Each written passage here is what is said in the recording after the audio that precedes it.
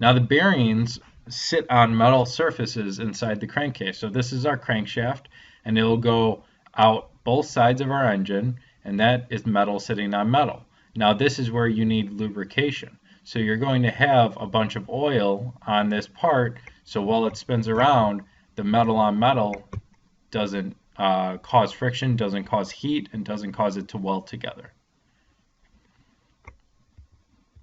Now we have alignment tabs on our bearings that go inside of our rod. So we might have bearings that are already connected inside of our rod, or we might have bearings that come out of our rod for us to replace. The only connecting rods that have bearings that are built into them are rods that are cheap enough to replace. If we're talking about a $5 connecting rod, that's not a problem.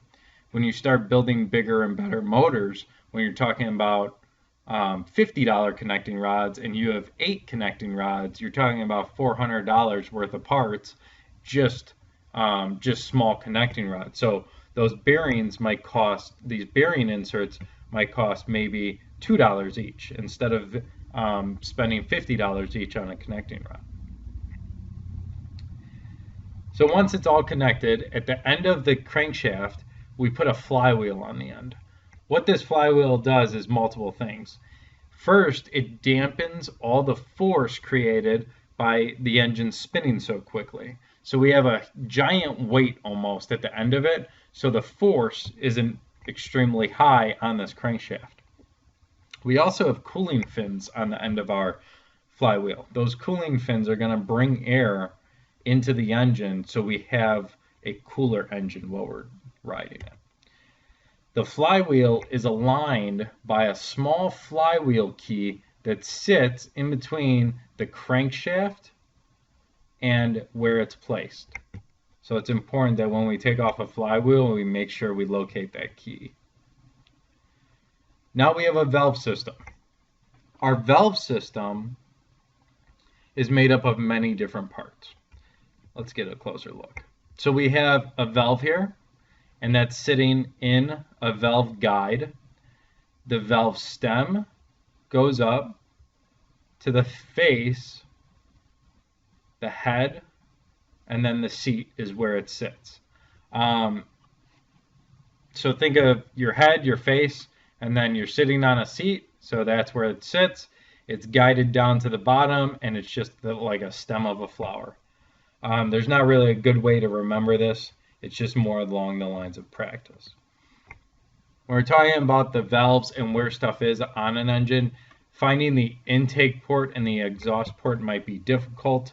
A simple way to determine which is the intake port is always larger. And another thing is the exhaust port is always going to be built right on the side of where the exhaust valve is. This is going to be where you connect the muffler to the engine. Now we have two different valve locations or valve setups. One is going to be called an L head on the left-hand side here.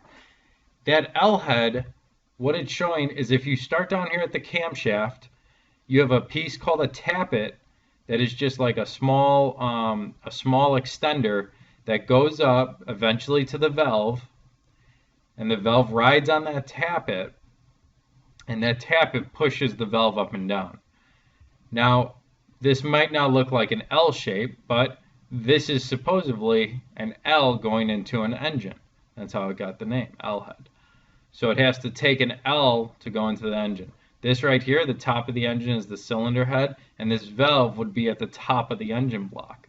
The other one we have is overhead valve. The head in overhead means the head of the piston. So it's over the head of the piston is where our valve location is. In this valve setup, we have rocker arms, push rods, and we have an entire pivot point for our valve to open and close. But we still have that cam lobe, which is our camshaft, and that tappet that opens and closes our valve. The next thing is we have cam gears and we have crankshafts that have timing marks on them. So we need to match up the camshaft with the crankshaft. So whenever the crankshaft is pushing the piston up and down in the cylinder, the camshaft knows exactly when to open those valves. So the camshaft is responsible for opening the intake and the exhaust valve, while the crankshaft is responsible for moving the piston up and down in the cylinder. These lobes right here on the camshaft is going to be where the intake valve and the exhaust valve tappets ride on. Now we have splash lubrication. What splash lubrication is there's a oil slinger built onto the bottom of a part usually that spins around or slaps into the oil in the bottom of an engine, and it slaps it around the engine. The reason this is because all of these parts are going to be in one spot. If we have something at the bottom of it, in order to slap all that oil around this engine, then we can lubricate everything without having to put some sort of oil delivery system in here. So it makes it a lot cheaper for our engines. The other thing we have is a governor. The governor inside of our engine allows us to limit how fast that engine can actually go. On your car, you actually have a limit of how fast you could drive. You could put the pedal to the metal. You could drive that car on the highway going 110 miles an hour, but maybe it'll stop at 115 because the governor won't allow it to drive faster. On small engines, we have mechanical governors. So we could decide how fast we want that engine to go mechanically. Nowadays on your car, all of this is done electronically. This is a review of the parts. So we learned about the piston. We learned about valve springs. We learned about the connecting rod and a piston connected to it, and camshafts, valve springs, connecting rod, piston, crankshaft, camshaft, and then we have this down here, which is actually a cylinder head. Now we get into the four-stroke process. I know I went over it in the beginning, but we're going to take a quick note and go over it one more time. So a piston moves down in the intake stroke, and air and fuel comes into the cylinder, and the intake valve is open.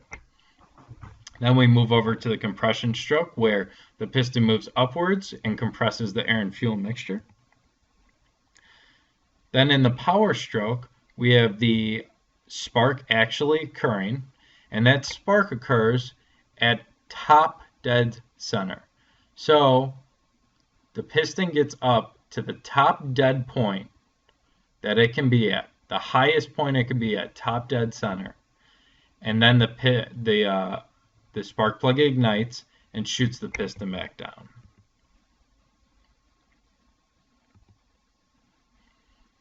And then we get into the exhaust stroke where the piston moves back up and all the exhaust comes out, the exhaust valve and the exhaust port.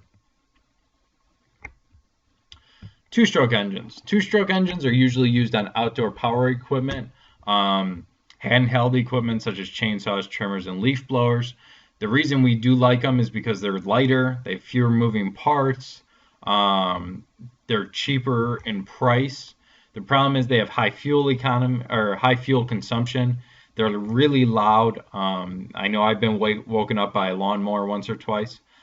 They have higher operating speed and temperature. They get hotter, and they have a lot more exhaust emissions.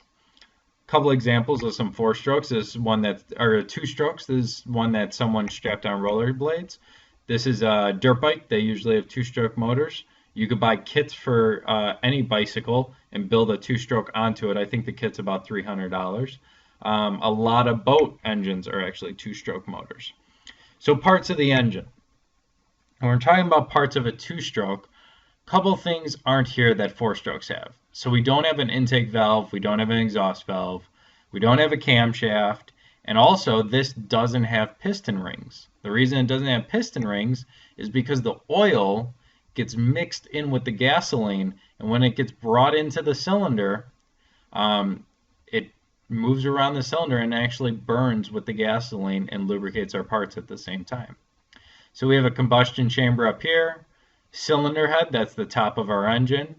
Piston, piston pin, exhaust port, fuel air inlet port to the carburetor, our transfer port, connecting rod, crankshaft, and then the bottom would be the crankcase. So our two-stroke cycle. We have intake and compression and power and exhaust. During intake and compression, what's happening is the piston's moving up, compressing the air and fuel that's already in there while it's intaking through this intake port. So below the piston, it's actually intaking into the crankcase and up to this transfer port while this is compressing. And then, as this hits top dead center, that spark plug ignites and all of this air-fuel mixture turns into exhaust fumes. And as this piston starts moving downwards, it lets all the exhaust gas out. And then once it reaches this point, it starts bringing in the new intaked air and fuel mixture.